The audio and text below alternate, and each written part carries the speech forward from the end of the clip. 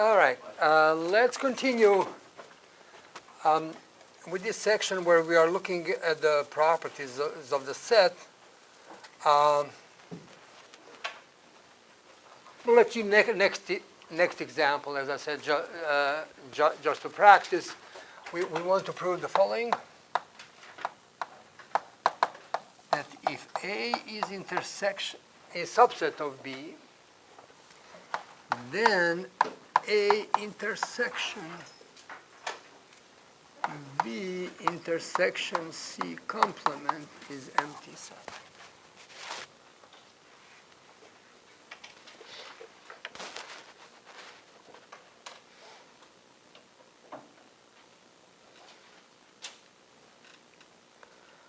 So generally today we mostly talk about the way to show that two sets are equal.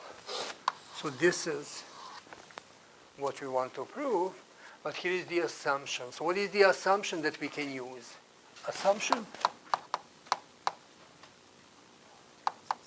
that A is subset of B, which mean what? That for every A, if X belongs to A, then X what? Belong to B. Yes?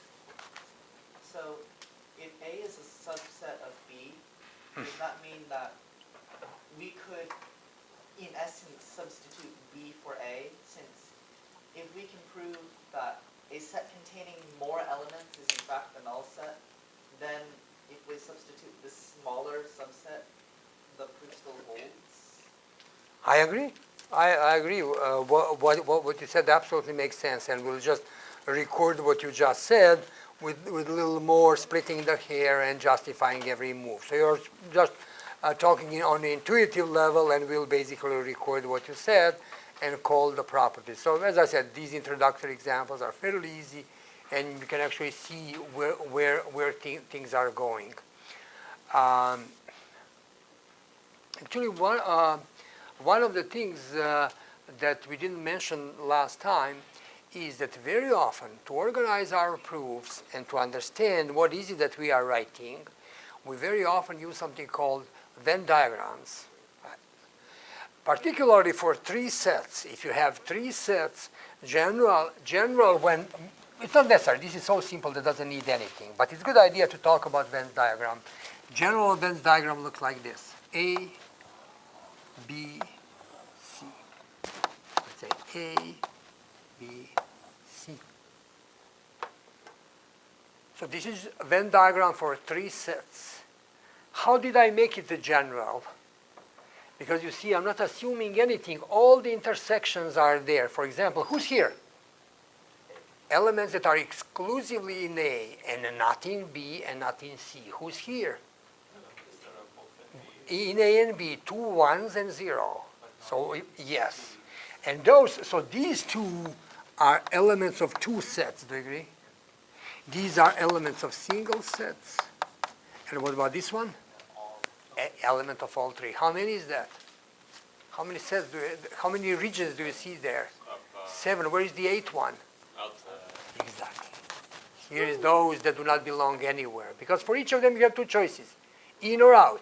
So 2 times 2 times 2, you must have 8 possible regions. And here are your 8 regions. So all zeros, 2 zeros and 1 1, 2 1s and 1 0, 3 1s. Where 1, I mean, it's in. So if you want, as I said, we don't need anything on this one. It will just open in 3 simple lines. But if you want the drawing here, should I adjust this picture, yes or no? How do I adjust it? It's not general, because A is what? What does it say? A is what? Subset of B. So that means A should not stem outside of the B. So picture it. So this is general one, but for us here, if it helps, it would look like this. So B is here. A is inside B. How many regions do we see now altogether? 3. 1, 2, 3. Why? Because we have special assumption. And then we make it sure that C, because we cannot assume anything about C, crosses all 3 of them. Here's a good drawing. So how many regions do I have now? Each of them 6. 6, because now each of those 3 was split into 2 according to C. So inside C I have 3, and outside of C I have 3, so altogether 6. So this is the picture for our problem. All right, let's draw this set.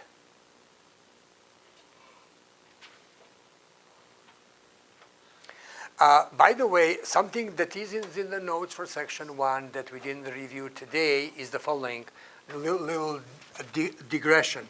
How do we call what is the following set? X minus Y. Oh, whatever number is in X. It's set of all elements A from X such that A does not belong to Y. So everything from X that's outside of Y, which is basically X intersection Y complement. So this is exactly that. Look at B intersection C. Here is B intersection C. Because here is C, here is B. This is their intersection. And now I'm removing all that from A. When I remove, so here's little a. So when I remove the whole this big state from A, what's left from A? Nothing. And that's what it says. So B intersection C, when it's removed, because that's what intersection with a complement means. So here's B intersection C.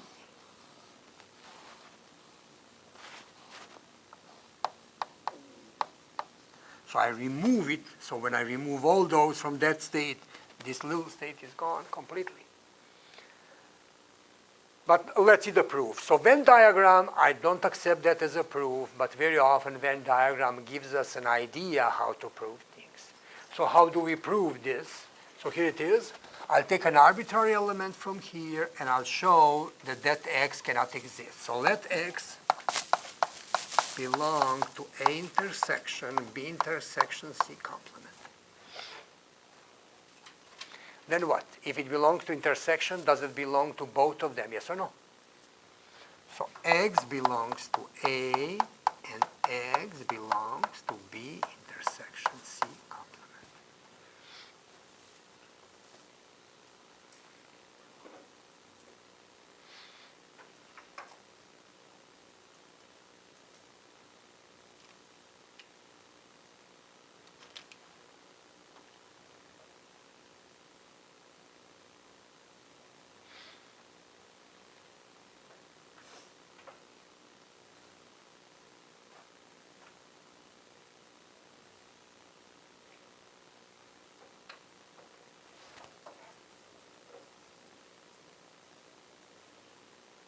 Then what? X belongs to A.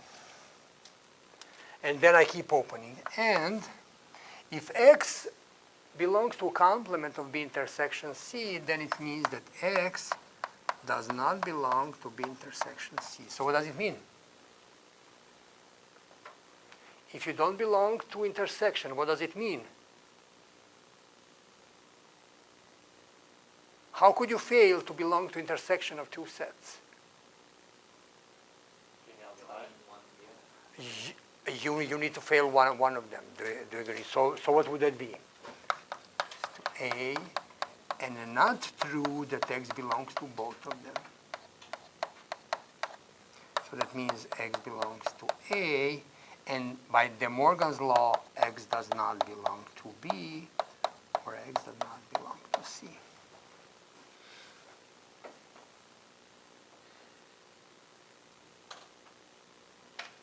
So then what do?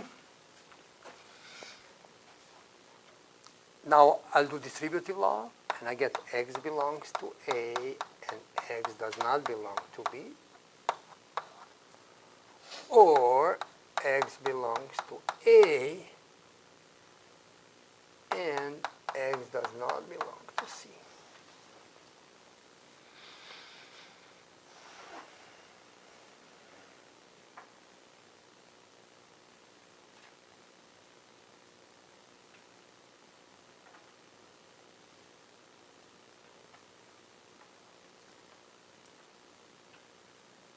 Could it be that X belongs to A and X does not belong to B? Is that possible?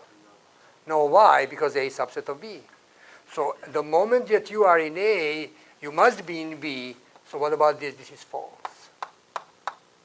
False, or X belongs to A and X does not belong to C. And I need now contradiction. I need to show that such X cannot exist. But wait a minute. Can I force somehow, is there a reason not to have anybody who's in A and not in C? Look at that Venn diagram. Is there someone who is in A but not in C? Yes or no? Yes. So generally what happens? My proof is not going to go through. Meaning what? So I tried proof. I said, all right, I'll try proof. But looks, I got stuck here because I cannot reach contradiction here. Then I look and say what? Who is preventing me from closing the contradiction? There might be some x's that belong to A and they do not belong to C. Where would those x's be? Can you draw me one such x? Look at this x here on my picture. Does it belong to A? Does it belong to C? No, it doesn't. That's my counterexample. So what is that telling you? That this statement is what? False completely. So what now? Can I say, you see my proof to show that it's true failed, so statement is false. No. It might be that it just, I didn't do the good proof. So when I decide that statement is false, and very often I ask you exactly that. I said, prove statement if it's true, or show that it's false. How do we show the statement is false? We find what? Counterexample. How do I design counterexample? Here it is. Here is the key moment. You need to do whatever you want, as long as you choose something that belongs to what? A, and does not belong to what? C. And now what? Don't try something fancy and complicated. Try it as simple as possible. So here it is. Now I will design my counterexample. How will I design it? I'll put here number 1. And that's my witness that will ruin everything. Is that okay? Now in A, I'll put number 2. And in B, I will also put extra number 3, and here I'll put number 4. So here's my counterexample. How much is A? Who's in A altogether? 1 and 2. Both 1 and 2. Who's in B? Oh, whatever's in A must be in B. Don't ruin that. So B is what? 1, 2, 3. And C is what? 2, 3, 4. Is A subset of B? Double check. Yes. So let's see calculation on the right. Will I get the empty set? So what is it? We tried proof, we got stuck, but at least that gave us an idea how to construct the counterexample. So how much is B intersection C? Let's calculate now if we design it well. Who is in B intersection C? B intersection C is 2 and 3. 2 and 3. What is B intersection C complement? Depends what your universe is. I'll keep in universe just the things that are mentioned. So good for universe is what? I didn't say what universe is, 1 through 4, yeah.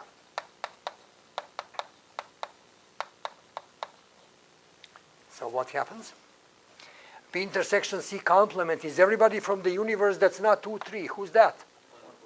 1 and 4. And how much is A intersection B intersection C complement? No curly brackets here, all right. Intersect this with A. A is 1, 2. This is 1 and 4. So who's together? No. Intersection. A is 1, 2. So what do they have in common? 1. Is it empty? No, it is not. So what did we prove with our example? That statement is not true. And I said, sometimes, usually my suggestion is actually when we drew a Venn diagram, we should have seen this immediately. But as I said, even if you don't see it, you try proof, and then you will get stuck, and that tells you, actually gives you a hint how to construct counterexample. So when it's true, you just use logic to prove it, and or call these theorems that we listed here, but if it's not true, you just provide counterexample. Yeah, here's the same counterexample. All right, this time we want to practice more proving. Another one, so true or not?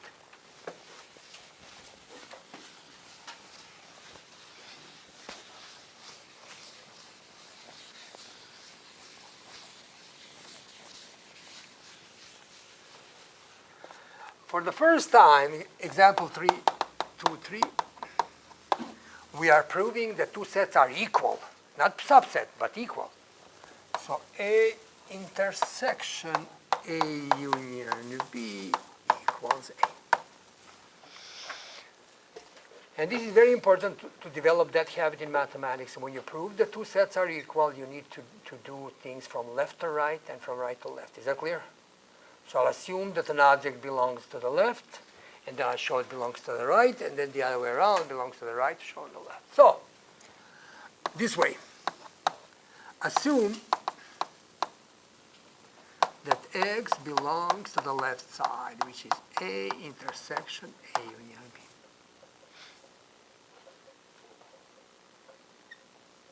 What then? If you belong to intersection, do you need to belong to both of them? Is that what we know about intersection, yes or no? So generally what? So that's number 1. Line number 2, X belongs to A and X belongs to A union B. Why? Definition of intersection. But you see, between sets, it's intersection. Between the statements, it's not intersection. What do I write in between them? And or, because you must be aware of the type. This is common error that people do. You need to develop that within the next few weeks, to be disciplined about which symbol do you use here. They are analogous of one another, but you always need to do the other one. So what then? I just get X belongs to A done, which is your right side. How did I go from here to here? If I have both of them, do I have each of them individually, yes or no? So generally, I use this law of reasoning. P and Q implies P. So if both of them, then one of them. That's it. Right to left. Assume that X belongs to A. As I said, this might look like splitting the hair, like with even and odds. You know, you need to develop that disciplined way to prove things that will otherwise look very evident just to practice that right thing. So now let's say the following. X belongs to A implies X belongs to A or X belongs to B. Do you agree with me? What is this? Is there a tautology supporting that? P implies what? Yes. So tautology, P implies P over Q. And using modus ponens, when those two cancel, I get X belongs to A or X belongs to B. Modus ponens. Then what? If X belongs to A or X belongs to B, what do I know then? X belongs to what? Why? Because I'm building this union here. So X belongs to A union B. Why? Definition of union. And now what? I have this and I have this. So what do I have then? I have their conjunction. So X belongs to A and X belongs to A union B. So that means if I have P and I have Q, I have P and Q. That's what I did. Whenever you have, it's called like accumulation of hypotheses. So if you have two statements true individually, their conjunction is true. And then what? If it belongs to both sets, what does it belong to? So you see, I manipulated the logical statements all the time. Finally, I'll go back to sets. If I have and, what should I do then? X belongs to what? If it belongs to both sets, then it belongs to their what? Which is exactly what I have on the left side. I would rather squeeze this here, it would be readable. So I'll just put an arrow. X belongs to A intersection A union B, which is exactly here. So we see if it belongs left, it belongs right. If it belongs right, it belongs left. They're equal. So whoever belongs to one of them belongs to the other one. By the way, you will see from one of the examples that comes, sometimes we don't need to write both of them. Sometimes they are so symmetric that I write one direction and just put an arrow on the other one because argument could be reversed. This one cannot be. So on this one, you just have to write both of them individually. Very often, you can reverse it. And if you look at the old exams, very often I just write that, just arrow down and just say, I can copy it if you want, but, just read them backwards and check logic if it's correct. So you don't have always to write both directions. Lee, you had a question or comment? No, it's okay. I answered earlier. Okay, good.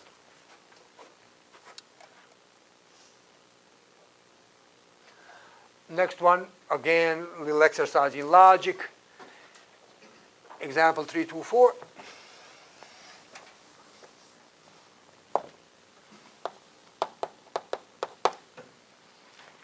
A set minus a, that's how this is called.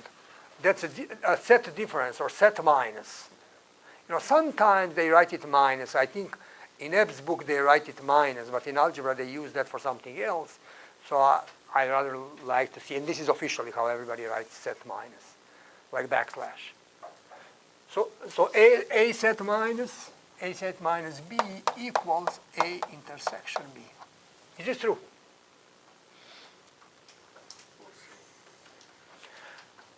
So before I decide if it's true, this is not a proof, but a Venn diagram might help me. But this is the Venn diagram only for two sets, generic, A and B. So where is A set minus B? Do you see it on my picture? Where is it? This is A set minus B. Do you agree? Now, when you take that and remove it from A, who's left? When you take A and remove that, who's left? Exactly that middle part. So this looks good on my picture. Do you agree? So I would go for proving, not counterexample. So let me see how proof looks like. So let's assume, so from left to right. So assume that X belongs to A set minus B.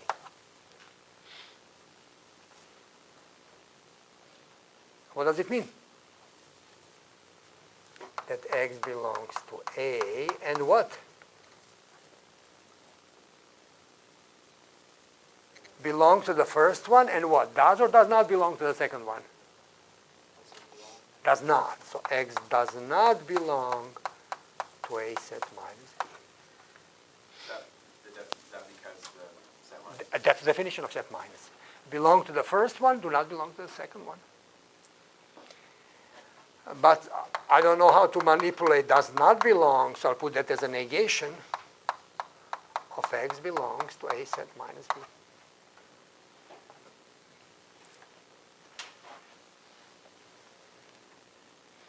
So this negation is waiting outside, so now I can open this. But you need parentheses, so I'll get X belongs to A, and it's not true. How do you open X belongs to A set minus B? X belongs to A, and X does not belong to B. Here it is, I opened everything. I'm heavily on that logic side of the territory. I'm almost there to cross the river, because now I'll get A intersection B using tautologies. But there's something left before I cross the river. What can I do with this negation, obviously? What should I do? Get it inside doing what? De Morgan's law. So we get X belongs to A, and negation of X belongs to A is X does not belong to A, and or here. Or what? X? It does belong to. Can I distribute now? Yes or no? Distributive law in logic. So it will be X belongs to A, and what? This and this, and X does not belong to A. Or, what's the other one? and X belongs to B. X belongs to A and X does not belong to A. Could that happen? No. So that's false. If it belongs to both A and B, then it belongs to intersection. So false or anything is X belongs to intersection.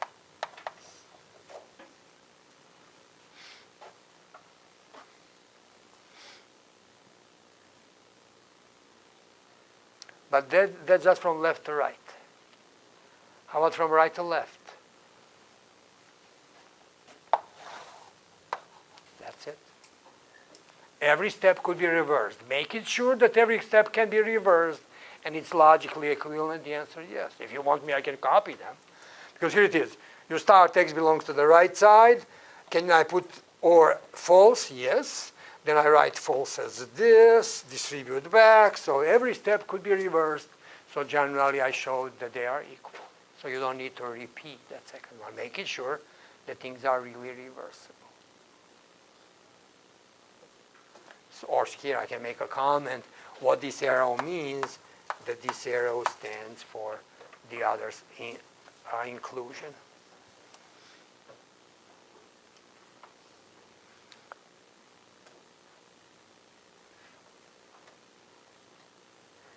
So I don't know how much you can see now on the first hour of doing this, but generally what happens is, in the beginning, we have lots of set operations. And then we are trading set operations for logical operation. When you completely open it, look at this. There are no set operations here anymore. Everything is logic. There are no intersections, union, set minuses. Then you do a little shuffling on the propositional side to prepare it for a return, and then very often it opens. Do you want a shorter and better proof than this? Sure. There's proof in 2 lines. If I'm allowed, and on the exam we have to specify that, if I'm allowed to use this list of rules, I'll give you a proof in 2 lines with no logic. So I'm not going to cross here. These theorems are bridge in the set land. So you just finish among the sets. You don't even cross into statements. No ands, no ors, no tautologies, just those already established theorems. So here it is. So here is that proof. So A set minus B equals A set. What is A set minus B? Is there something covering that? Oh, I don't have that one. I will use the following one, and we'll use it all the time. Maybe even improve it. The A set minus B equals A intersection B complement. Do you agree that that's easy to see? Because what this says is it does belong to A and it does not belong to B. The same thing here. So I'll say the following. So this A set minus B, I will call it A intersection B complement. Do you agree? But then I use the same property for this set minus, and this says, take the first one the way it is, put intersection, and put complement on the second one. Do you agree with this move? I just called this where B is all this. So kept first one, put intersection, and put complement on the second one. So what do I get now? Can this complement come inside? But now it's not De Morgan for logic, it's De Morgan for set, the last line. So it will be A complement, union, B complement, complement. But B complement, complement, I don't have it there, is what? B itself. You go back, so it would be A intersection, A complement, union, B. So what do I do now? Can I do distributive law? So it's not 2 lines. It's a little longer, but at least there's no transferring. So what do I do now? Can I distribute? I get A intersection A complement, union A intersection B. How much is A intersection A complement? Is there? Empty set. Empty set union any set is what? There's a line of that. Is that set? Done.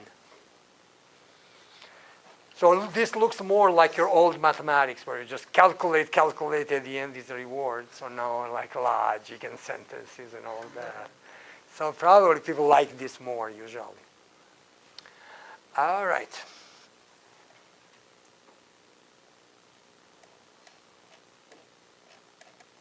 We already did this, we did this.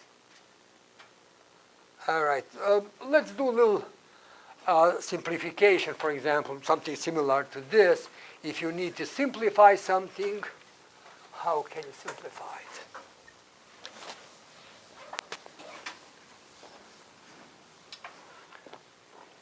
So it says 3 to 5. Simplify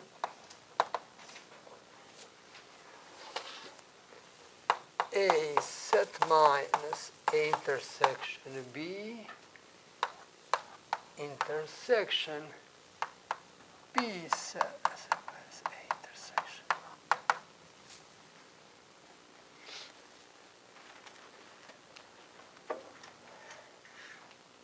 So missing a parentheses there? Yeah, it's supposed to be one in front of the first day. In front of the first A, you're right, thank you. Yeah. By the way, what? I can quickly tell you what will I get at the end, what I will get at the end if I draw a Venn diagram. Why? Because look what this represents. But this is not proof. Once again, don't give me Venn diagram as a proof. They're just illustration that guides your ideas. Here is A, here is B. Here is their intersection, do you agree? So what is the first one saying? Take A and remove everything from their intersection. So I'll get to this. Is this my left side, yes or no? This is my left. What about second one? B minus the So take B and remove that middle part. So that's my right side. So is it, so what is the intersection of these two sets? Is it empty? Do they share anything? No, because that was their only chance to share something, and they removed it both. So what can we do? You know, it's going to be empty, of course. But as I said, let's write a proof. So what are we going to say? A set minus A intersection B. Intersection B set minus A intersection B equals A intersection complement of the second one. That's how you open set minus. Here it is on the side. Now be careful. I noticed when you did problem number 2 on the exam, you are not completely skillful with that. I'm always worried here who comes later. If union comes, I need to put parentheses and think of distributive law. If intersection comes, everything is okay. That's associative law. You don't need to worry. So who is here? I already have intersection, so I don't worry about it at all. It's B intersection A intersection B complement. So it's all intersections. So I didn't need extra parentheses because all 4 are, so there are 4 terms. 1, 2, 3, 4, and all of the signs are intersections, so no need for extra parentheses. Can I shuffle them a little bit, yes or no? So commutative law, there is a commutative law, says get B in front. So I get A intersection B, intersection, A intersection B complement, intersection, A intersection B complement. How much is this? Any set intersected with its own complement is what? Empty set. And then empty set intersected with any set is empty set.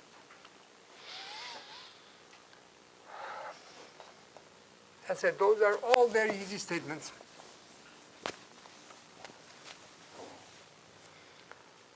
But we need to practice the machinery of proving all these easy sets.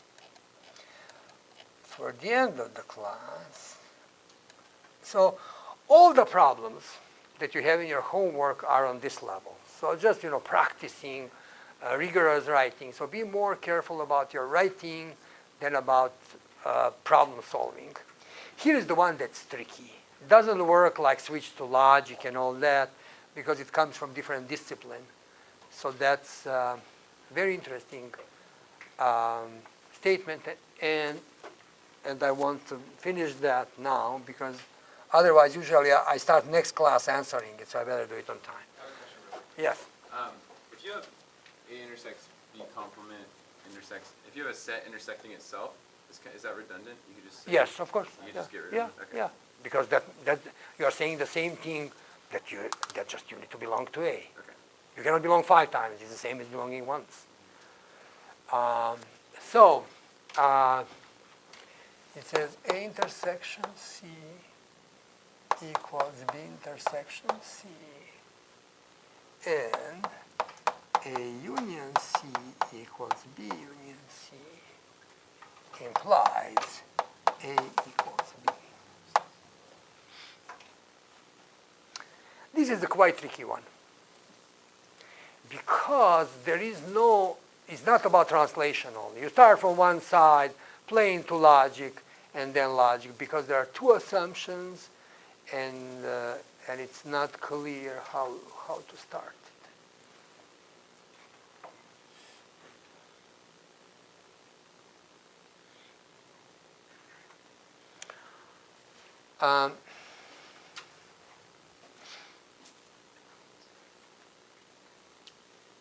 So what? I want to prove that A is subset of B. And then B subset of A works the same way because conditions are symmetric. So how do I prove that A is subset of B? I'll say the following. And this is the first step, is tricky. Who would have thought? Usually every time we just keep writing, opening, use logic and finish. There's no idea here. Here is a little trick that you can say, oh, how would I think of it? You know, so here it is. Let's assume that X belongs to A.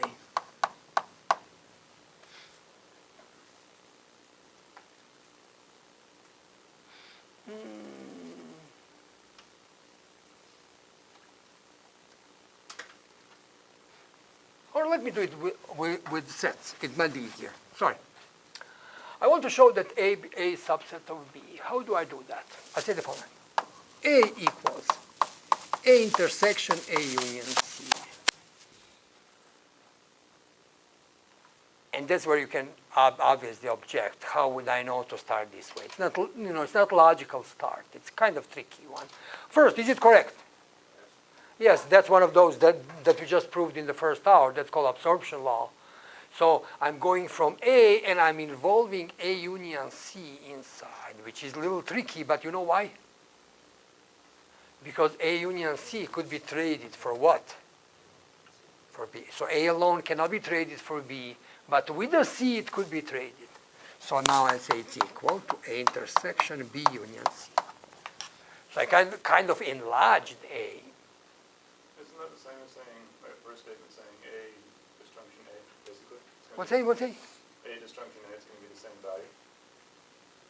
No, what I'm saying is the following. This is A, agree? And by the way, this is absorption law that is on that list and that we proved a minute ago. And it's common sense in there. Why?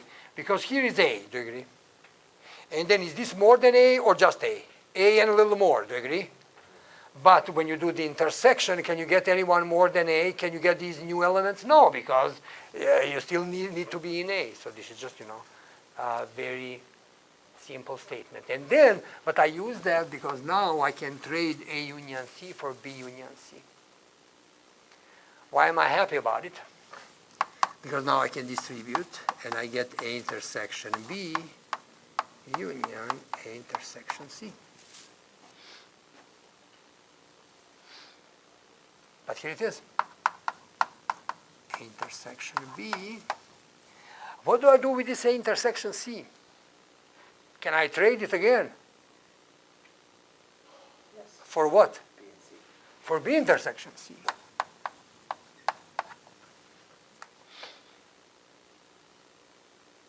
But then I can factor out B using distributive law. So it's B intersection A union C. Should have done that from the beginning. And switched out that A for B. This A for this B? Yeah. But I don't know that. I don't know that A is subset of B. I'm just getting that. That's my goal. So, because with the B, this would not be valid. This is valid only if these two are the same. That's absorption law. The B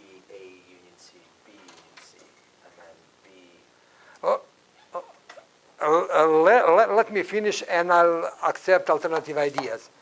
What now? Is this subset of B, yes or no?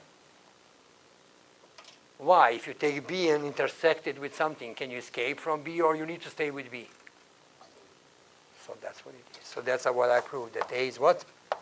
Subset of B. How do I prove that B is subset of A?